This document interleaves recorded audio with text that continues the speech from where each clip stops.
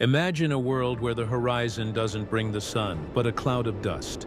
A dust so thick it blots out the sky. Beneath that cloud rides a force the world has never seen and will never see again. They were not just an army, they were a collective force of nature. They came from the freezing, harsh voids of the north. They had no cities, no permanent homes, and no written laws until one man gave them a purpose. In less than 25 years, this horse army conquered more land and people than the Romans did in 400 years. They turned the greatest empires of the day into ash and bone. Today, we dive deep into the blood-soaked history of the Mongol Empire, the raw power, the brutal genius, and the man who remade the world in his image, Genghis Khan.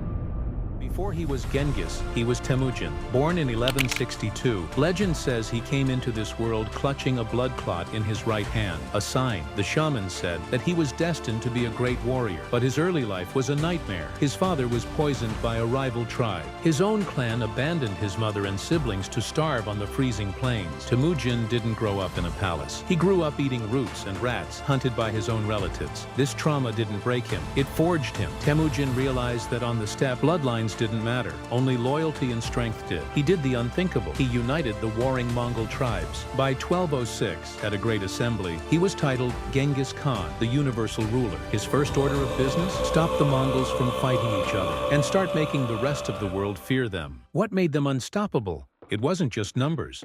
It was the raw power of their lifestyle. A Mongol child learned to ride a horse before they could walk. Every single Mongol man was a professional soldier. They had the man-portable superpower of the Middle Ages. The composite bow, it could outshoot any European or Middle Eastern bow in range and power. And then, there was the horse. A Mongol warrior traveled with 5 or 6 horses, switching them constantly so they never got tired. They could cover 100 miles in a single day. To their enemies, it looked like they were teleporting.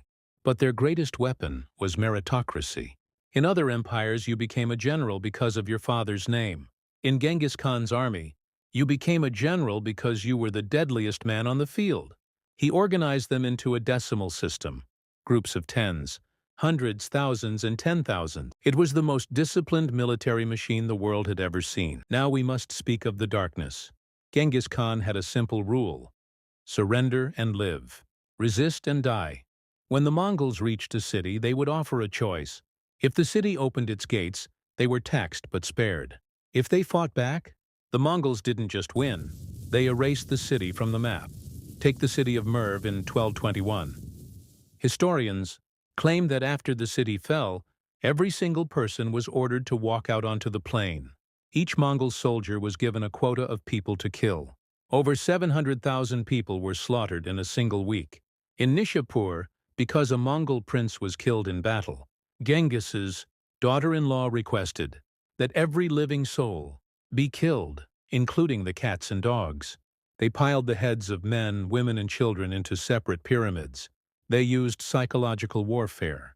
They would tie branches to their horses' tails to create massive dust clouds, making their army look 10 times bigger. They used prisoners as human shields, forcing them to lead the march against their own city walls. This wasn't just war. It was a calculated terror designed to break the human spirit. But history is never one-sided. Out of this carnage came a period called the Pax Mongolica, the Mongol Peace. For the first time, you could travel from Italy to China with a gold plate on your head and never be robbed. They reopened the Silk Road. They brought gunpowder and paper from the east. To the west, they were religiously tolerant. Their courts had Christians, Muslims, Buddhists, and Jews debating philosophy under the same roof. Genghis Khan died in 1227, but his sons and grandsons, like Kublai Khan, finished what he started.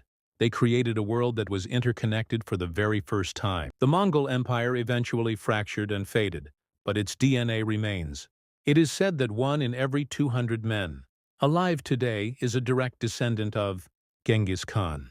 They were the ultimate contradiction. A people who loved poetry and trade, but practiced the most efficient mass killings in history. They were a whirlwind that tore down the old world so a modern one could be built. Even today, when we think of raw power, we think of the thundering hooves, the whistling arrows, and the great Khan who proved that a man from nothing could own everything. The world remembers because the world still bears the scars.